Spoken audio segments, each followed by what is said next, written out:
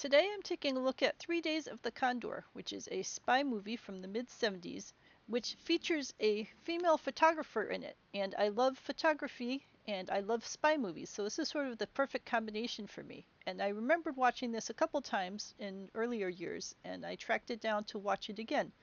And I have to say, as much as this is billed as a love story, as I get older, I'm finding this a bit iffy to present this as a love story. But let's take a look at this in terms of Faye Dunaway, who's the female character here, being a talented black and white film photographer, since, at the time all they had was film photography. So Robert Redford takes her hostage and then goes to her apartment with her. And while he's there with her, he sees the photography on the wall and he starts taking a look down the photos. So we start with this first one. They are all black and whites, and they are all sort of stark and monochromatic.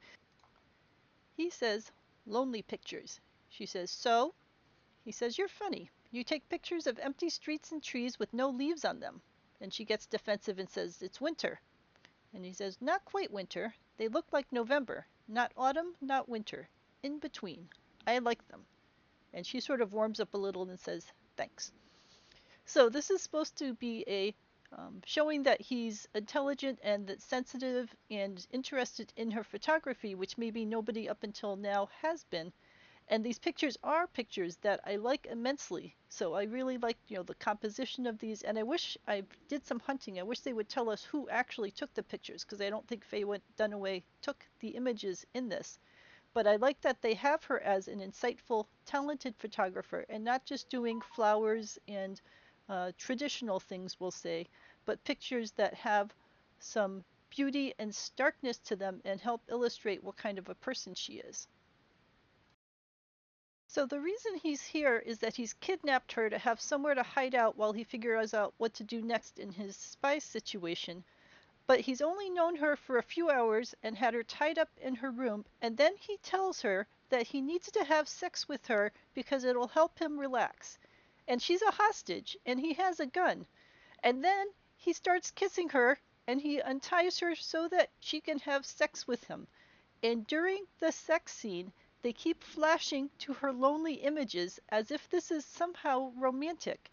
And I admit, I find this fairly creepy that here she is, she has no choice. He's got a gun, and he said that I'm going to have sex with you because I'm feeling stressed, and a couple hours of sex. I mean, he doesn't say any of these words, but in essence, this is what he's saying. A couple of hours of sex with you will help me relax and clear my head.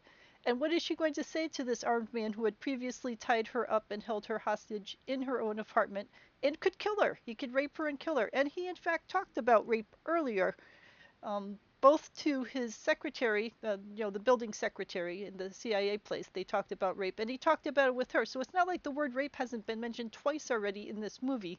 So she has legitimate concerns. And this strange guy that she's never met before with a gun in her apartment starts making moves on her, and she just gives in. And then they flash it with scenes of her lonely photography. So I don't know. I suppose there was a time in my life that I might have found it sexy that, oh yes, of course, she instantly falls in love with him and decides she wants to have sex with him. But the whole dynamic of him having invaded her home and having a gun and tying her up and stuff makes it a little iffy for me now. I also have to say there was no need for the sex scene because the next morning they wake up, they do a couple of tasks, and then she goes off without him and he goes off and does the rest of his spy thing. So the sex scene was only in there for movie rating purposes, and I would hope nowadays that they wouldn't have inserted a random sex scene with the hostage and the hostage taker where he's manhandling her just in order to have a sex scene in there with sultry saxophone music playing.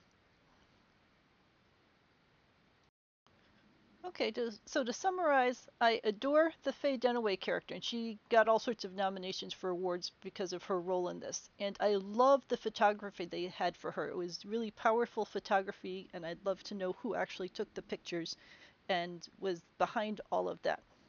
But unfortunately, the other aspects of their relationship are now bothering me enough that I don't think this is something I'll be able to watch again going forward. I'll just have to track down the photography and see who did it and enjoy the pictures on their own and enjoy that Faye Dunaway is an amazing actress and not have the movie be a part of that.